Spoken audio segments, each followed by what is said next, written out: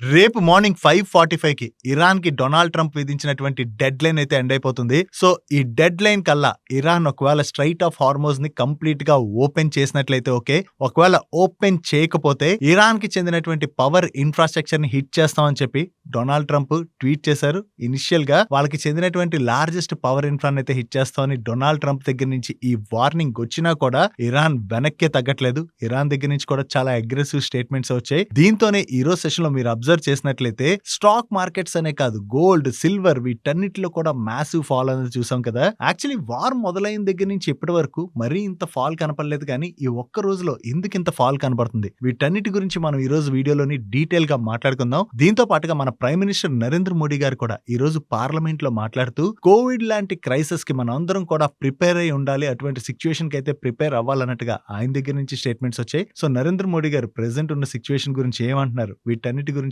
మాట్లాడుకోవాలి. వీటితో పాటు మార్కెట్ లో చాలా ఇంపార్టెంట్ అప్డేట్స్ ఉన్నాయి, అన్ని కూడా వన్ బై వన్ క్విక్ గా డిస్కస్ చేసేద్దాం.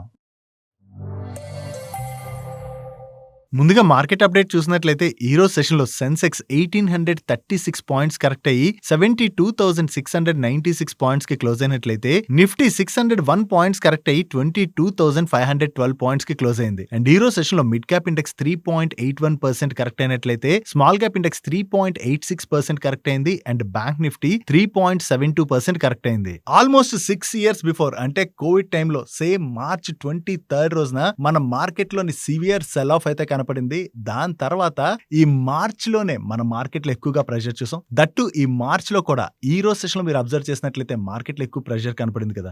వార్ స్టార్ట్ అయిన దగ్గర నుంచి చూసినట్లయితే ఇంత ప్రెషర్ కనపడింది ఇదే ఫస్ట్ టైం. ఈవెన్ మన మార్కెట్ లోనే కాదు గోల్డ్ అండ్ సిల్వర్ లో కూడా సివియర్ సెల్ ఆఫ్ అన్నది కనపడింది కదా. సో ఇంత కన్సర్న్ ఎందుకు కనపడుతుందంటే డొనాల్డ్ ట్రంప్ విధించినటువంటి డెడ్ లైన్ దానికి కారణం. ఈయన వీకెండ్ లో ఏం ట్వీట్ చేశారంటే నెక్స్ట్ 48 hours లోపు ఇరాన్ గనక ఈ స్ట్రైట్ ఆఫ్ హార్మోజ్ పాయింట్ ని కంప్లీట్ గా ఓపెన్ చేయకపోతే ఇరాన్ కి చెందినటువంటి పవర్ ఇన్ఫ్రాని హిట్ చేస్తాం. దట్టు ఇరాన్ కి చెందినటువంటి బిగ్గెస్ట్ పవర్ ప్లాంట్ ఏదైతే ఉందో దాన్నే ఫస్ట్ హిట్ చేస్తాం అని చెప్పి డొనాల్డ్ ట్రంప్ వీళ్ళకి డెడ్ లైన్ అయితే విధించారు. అండ్ ఆ డెడ్ లైన్ రేపు మార్నింగ్ మన ఇండియన్ టైం ప్రకారం చూసినట్లయితే 5:45 కి ముగుస్తుంది. సో ఈ డెడ్ లైన్ ముగిసే లోపు ఇరాన్ స్ట్రైట్ ఆఫ్ హార్మోజ్ ను ఓపెన్ చేస్తుందా లేదా అంటే ఇరాన్ దగ్గర నుంచి ఆల్మోస్ట్ లేదు అన్నట్టుగా ఆన్సర్ కనబడుతుంది. డొనాల్డ్ ట్రంప్ వీళ్ళకి డెడ్ లైన్ విధించిన తర్వాత ఇరాన్ ఏం చెప్తుందంటే మాకు చెందినటువంటి పవర్ ప్లాంట్లను మీరు ఒకవేళ హిట్ చేసినట్లయితే ఆ పవర్ ప్లాంట్లను మీరే రిపేర్ చేయాలి, మీరు రిపేర్ చేయకపోతే ఈ వార్ ఆగదు. అండ్ అంతేకాకుండా మిడిల్ ఈస్ట్ లో ఉన్నటువంటి డీసాలినేషన్ ప్లాంట్స్ ఏవైతే ఉన్నాయో వాటిని హిట్ చేస్తాం. అండ్ మిడిల్ ఈస్ట్ లో ఉన్నటువంటి ఎనర్జీ ఇన్ఫ్రాను కూడా హిట్ చేస్తాం అని చెప్పి ఇరాన్ అయితే వార్నింగ్ ఇస్తుంది.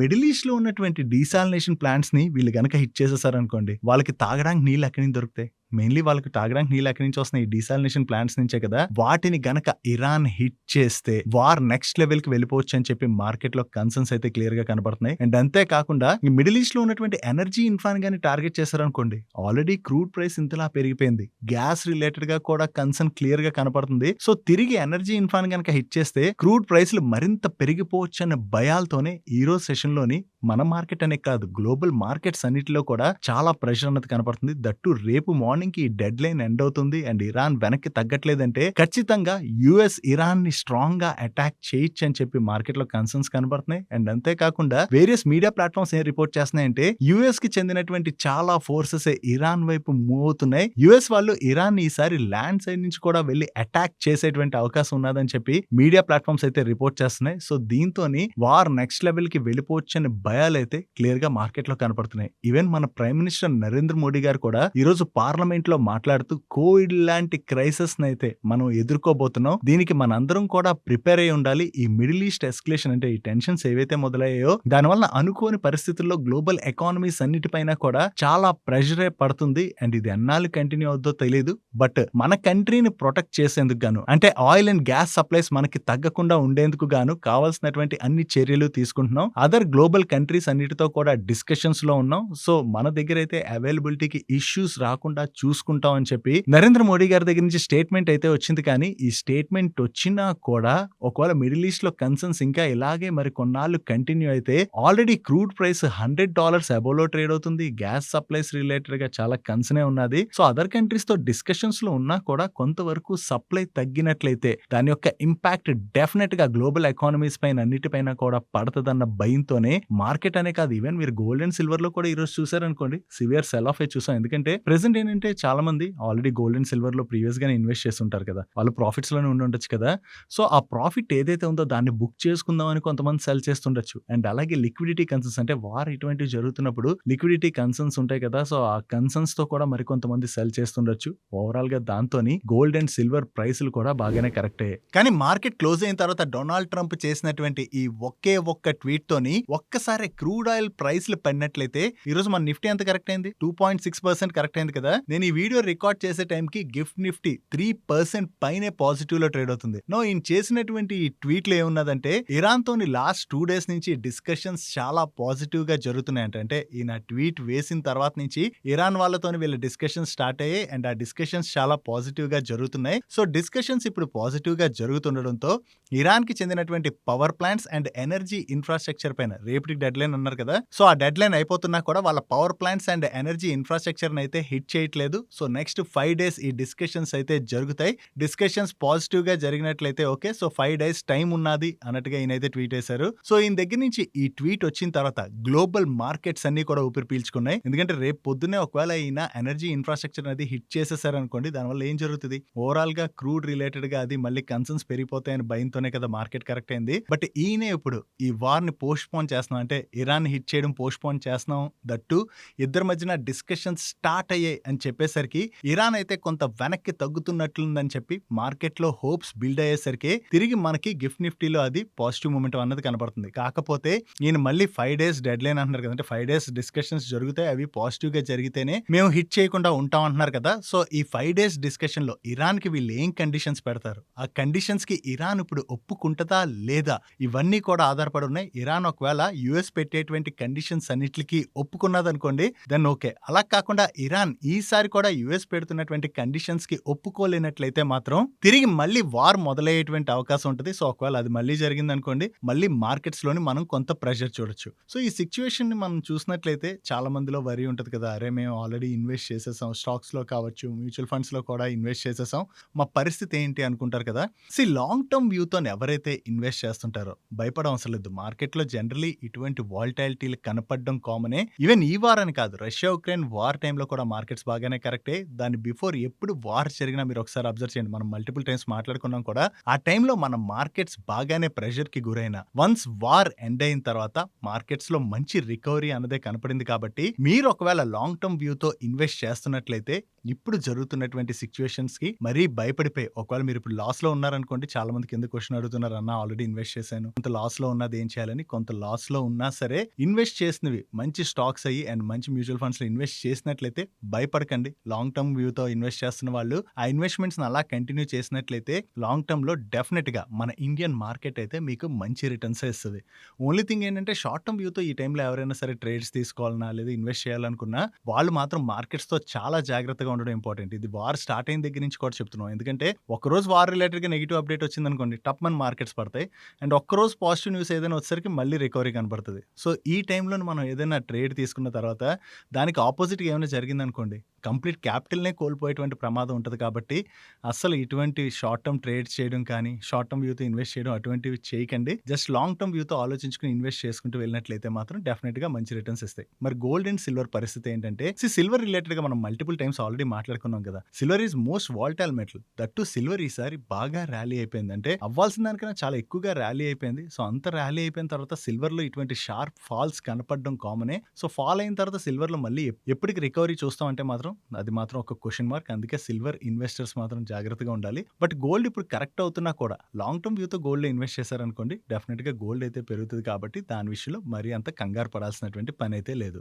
సో, ఇప్పటికైతే ట్రంప్ ఈ వార్‌ని అయితే పోస్ట్‌పోన్ చేశారు కదా! నెక్స్ట్ 5 డేస్‌లో ఏం జరుగుతదన్నది మార్కెట్స్ రిలేటెడ్‌గా చాలా ఇంపార్టెంట్. పాజిటివ్‌గా గాని డిస్కషన్స్ జరిగి వార్ ఎండ్ అయిపోయిందనుకోండి గ్లోబల్ ఎకానమీస్ అన్నిటికి కూడా అది మనం బిగ్ రిలీఫ్ గానే చూడొచ్చు. డైలీ మార్కెట్ రిలేటెడ్ నుండి ఇటువంటి ఇంపార్టెంట్ ఇన్ఫర్మేషన్‌ని మీకు డీటెయిల్‌గా షేర్ చేయడానికి మన టీమ్ పెడుతున్నటువంటి ఎఫర్ట్స్ కనుక వీడియో చూస్తున్న ఏ పాయింట్ ఆఫ్ టైంలో అయినా మీకు హెల్ప్ఫుల్ అయినట్లయితే మన వీడియోని మర్చిపోకుండా లైక్ చేయడానికి ప్రయత్నించండి. Next system integration, wires and cable harnessing business చేసేటువంటి DCX సిస్టమ్స్ స్టాక్ గురించి మనం మాట్లాడుకోవాలి. యాక్చువల్లీ ఈ company present 1900 crores market cap లో ట్రేడ్ అవుతున్నటువంటి కంపెనీ అండ్ వీళ్ళకి ఒక డొమెస్టిక్ కస్టమర్ దగ్గర నుంచి అప్రాక్సిమేట్లీ 563 crores వరకు ఆర్డర్ అయితే వచ్చినట్టుగా వీళ్ళు షేర్ చేస్తున్నారు. సో 1900 crores మార్కెట్ క్యాప్ లో ట్రేడ్ అవుతున్నటువంటి కంపెనీకి ఇంత పెద్ద ఆర్డర్ వచ్చిందని అప్డేట్ రిలీజ్ చేయడంతోనే ఈ రోజు మార్కెట్ ఎంత నెగిటివ్ లో ట్రేడ్ అవుతున్నా కూడా ఈ DCX సిస్టమ్ స్టాక్ లో అయితే మార్నింగ్ నుంచి మనకి చాలా పాజిటివ్ మూమెంట్ అయితే కనపడింది. దట్ ఈ స్టాక్ అయితే రీసెంట్ గా బాగానే కరెక్ట్ అయింది. సో ఇంత కరెక్ట్ అయిన తర్వాత ఇంత బిగ్ ఆర్డర్ వచ్చిందన్న అప్డేట్ తోనే ఆ పాజిటివ్ మూమెంట్ అన్నది మనం చూసాం. వీళ్ళకి వచ్చినటువంటి ఈ ఆర్డర్ లో భాగంగా ఎయిర్ బౌండ్ అప్లికేషన్స్ కోసం మారిటైమ్ ప్యాట్రల్ రాడార్ సిస్టమ్స్ ని డిజైన్ చేసి సప్లై చేయవలసి ఉన్నది. సో వీళ్ళకి వచ్చినటువంటి ఈ ఆర్డర్ ని మనం DCX సిస్టమ్స్ రిలేటెడ్ గా పాజిటివ్ గా చూడొచ్చు. సో ఈ రోజు సెషన్ లో మీరు ఇటువంటి స్టాక్ ఏదైనా అబ్జర్వ్ చేశారా? అబ్జర్వ్ చేసినట్లయితే కింద కామెంట్ సెక్షన్ లో షేర్ చేయడానికి ప్రయత్నించండి. నెక్స్ట్ మిడిల్ ఈస్ట్ లో జరుగుతున్నటువంటి వార్ తోని LPG క్రైసిస్ అయితే క్లియర్ గా కనపడుతున్నది కదా. సో మన దగ్గర ప్రెసెంట్ అయితే స్టాక్ రిలేటెడ్ గా ప్రాబ్లం లేదు, కానీ ఈ వార్ ఎన్నాళ్ళు కంటిన్యూ అవుతుందో తెలియదు కదా. సో వార్ ఒకవేళ ఫర్దర్ గా ఎక్స్టెండ్ అయింది అనుకోండి, డెఫినెట్ గా సప్లైస్ పైన ఇంపాక్ట్ పడుతుంది. ఒకవేళ ఆ ఇంపాక్ట్ పడితే mainly residential gas supply related గా ఇబ్బందులు రాకుండా ఉండడానికి గవర్నమెంట్ అయితే కొన్ని స్టెప్స్ తీసుకోవడానికి ప్రయత్నిస్తున్నట్టుగా మనీ కంట్రోల్ వాళ్ళు వాళ్ళ సోర్సెస్ ద్వారా తెలిసినటువంటి ఇన్ఫర్మేషన్ షేర్ చేస్తున్నారు. దీనిలో భాగంగా ప్రెసెంట్ మనం గ్యాస్ సిలిండర్ బుక్ చేసుకున్నాం అనుకోండి, మనకి 14.2 kgs సిలిండర్ అయితే వస్తుంది కదా. ఇప్పుడు దాన్ని 10 kgs కి రెడ్యూస్ చేయాలి అని చెప్పి గవర్నమెంట్ భావిస్తుంది. ఎందుకంటే ఫ్యూచర్ లోని మనకి సప్లై రిలేటెడ్ గా ఇబ్బందులు రాకూడదు. దాంతోని సప్లైని 14.2 kgs ని 10 kgs కి తగ్గించడానికి అయితే గవర్నమెంట్ చూస్తున్నట్టుగా వీళ్ళైతే రిపోర్ట్ చేస్తున్నారు. బట్ ఇప్పటి వరకు గవర్నమెంట్ దగ్గర నుంచి దీని రిలేటెడ్ గా ఎటువంటి అఫీషియల్ అనౌన్స్మెంట్ కూడా రాలేదు. కానీ ఇదే వార్ మరి కొన్నాళ్ళు గనక కంటిన్యూ అయినట్లయితే డెఫినెట్ గా గవర్నమెంట్ ఇటువంటి స్టెప్స్ అయితే తీసుకునేటువంటి అవకాశం అయితే ఉన్నది. Next Tata Motors commercial vehicles వాళ్ళు రీసెంట్ గానే ప్రైస్ హైక్ చేస్తున్నట్టుగా అనౌన్స్ చేశారు కదా. ఇప్పుడు టాటా మోటార్స్ ప్యాసింజర్ వెహికల్స్ వాళ్ళు కూడా ఈ April 1st నుంచి వాళ్ళకి చెందినటువంటి ICE పోర్ట్ఫోలియో పైన ప్రైస్ హైక్ అయితే చేస్తున్నట్టుగా వీళ్ళు అనౌన్స్ చేశారు. యాక్చువల్లీ టాటా గ్రూప్ అనే కాదు, వేరియస్ అదర్ గ్రూప్స్ కూడా త్వరలోనే ప్రైస్ హైక్ చేయొచ్చు. April 1st నుంచి దగ్గరగా కొన్ని కంపెనీస్ అయితే 2% వరకు కూడా ప్రైస్ హైక్ చేయొచ్చు అని చెప్పి మీడియా ప్లాట్ఫామ్స్ రిపోర్ట్ చేస్తున్నాయి. దానికి కారణం ఏంటంటే స్టీల్ అండ్ అల్యూమినియం ప్రైస్లు అయితే బాగా పెరిగాయి. సో వీళ్ళపైన ఆ కాస్ట్ పడుతుంది కదా. సో ఆ కాస్ట్ ని ఎండ్ యూజర్ కి పాస్ ఆన్ చేసేందుకు గాను ఇప్పుడు ఆటో OEMs అన్ని కూడా ట్రై చేస్తున్నట్టుగా వీళ్ళు రిపోర్ట్ చేస్తున్నారు. సో ఈ ప్రైస్ హైక్ చేయడం వల్ల ఓవరాల్ గా కంపెనీస్ కి అయితే కొంతవరకు బెనిఫిట్. ఎందుకంటే ఈ ప్రైస్ హైక్ చేసినట్లయితే వాళ్ళపైన మార్జిన్ ప్రెషర్ అయితే పడదు, బట్ ఎండ్ యూజర్స్ పైన అయితే అదనపు భారం పడనుంది. నెక్స్ట్ ఈ రోజు సెషన్ లో ఆల్రెడీ మార్కెట్ అయితే బాగానే కరెక్ట్ అయింది. And especially Raymond group stocks లోని ఈ రోజు సెషన్ లో చాలా ప్రెషర్ కనపడింది కదా. దీనికి కారణం ఏంటంటే ఈ గ్రూప్ యొక్క మేనేజింగ్ డైరెక్టర్ అయినటువంటి గౌతమ్ సింఘానియా గారు మాల్దీవ్స్ లో జరిగినటువంటి స్పీడ్ బోట్ యాక్సిడెంట్ లో గాయపడినట్టుగా మీడియా ప్లాట్ఫామ్స్ అయితే రిపోర్ట్ చేశాయి. కాకపోతే వీళ్ళ టీం ఏం చెప్తుందంటే అతనికి స్వల్ప గాయాలయ్యాయని, హాస్పిటల్లో ట్రీట్మెంట్ జరిగిన తర్వాత ఆల్రెడీ డిశ్చార్జ్ కూడా అయిపోయినట్టుగా వాళ్ళ టీం అయితే షేర్ చేస్తుంది. బట్ ఓవరాల్ గా చూసుకుంటే ఈ యాక్సిడెంట్ ఏదైతే జరిగిందో ఈ యాక్సిడెంట్ లోని ఒక వ్యక్తి అయితే మిస్ అయిపోయారంట. కొంతమందికి అయితే బాగానే గాయాలైనట్టుగా కూడా మీడియా అయితే రిపోర్ట్ చేస్తుంది. సో ఎప్పుడైతే మాల్దీవ్స్ లోని ఈ స్పీడ్ బోట్ యాక్సిడెంట్ జరిగింది, అందులో ఈయన గాయపడ్డారని చెప్పి న్యూస్ వచ్చిందో దాంతోనే గ్రూప్ రిలేటెడ్ గా కొంత కన్సర్న్స్ రైజ్ అయ్యేసరికి ఈ రోజు సెషన్ లో most of the Raymond group stocks లో మనకి ప్రెషర్ కనపడింది. నెక్స్ట్ వోడాఫోన్ ఐడియాలోని government of India majority stake అయితే హోల్డ్ చేస్తుంది కదా. ఇప్పుడు ఈ స్టేక్ ని సెల్ చేసి వోడాఫోన్ ఐడియా నుంచి గవర్నమెంట్ అయితే ఎగ్జిట్ అవ్వాలని చూస్తున్నట్లుగా దీనిలో భాగంగా వోడాఫోన్ ఐడియా వాళ్ళు ఇన్వెస్టర్స్ రిలేటెడ్ గా సెర్చ్ అయితే చేస్తున్నట్టుగా మీడియా ప్లాట్ఫామ్స్ రిపోర్ట్ చేస్తున్నాయి. దీనికి గాను యుఎస్ కి చెందినటువంటి ఒక ఫండ్ అండ్ అలాగే మన ఇండియాకి చెందినటువంటి ఒక ఫౌండర్ వీళ్ళిద్దరూ కలిపి జాయిన్ అయ్యి వోడాఫోన్ ఐడియాలోని గవర్నమెంట్ యొక్క స్టేక్ ని ఎక్వైర్ చేసేటువంటి అవకాశం ఉన్నదని చెప్పి ఇండియన్ ఎక్స్ప్రెస్ వాళ్ళు వాళ్ళ సోర్సెస్ ద్వారా తెలిసినటువంటి ఇన్ఫర్మేషన్ ని షేర్ చేస్తున్నారు. సో చూడాలి త్వరలో వోడాఫోన్ ఐడియా దగ్గర నుంచి ఈ న్యూ ఇన్వెస్టర్ రిలేటెడ్ గా ఏదైనా అప్డేట్ వస్తుందేమో. ఒకవేళ వోడాఫోన్ ఐడియాలోకి ఒక స్ట్రాంగ్ ఇన్వెస్టర్ వచ్చి వోడాఫోన్ ఐడియాని రివైవ్ చేయగలిసినట్లయితే అది వోడాఫోన్ ఐడియాకి అయితే బిగ్ రిలీఫ్ అయ్యేటువంటి అవకాశం ఉన్నది. నెక్స్ట్ బాష్ వాళ్ళు టాటా ఆటో కాంప్ సిస్టమ్స్ వాళ్ళతో కలిపి ఒక జాయింట్ వెంచర్ అయితే ఫామ్ చేయబోతున్నట్టుగా అనౌన్స్ చేశారు.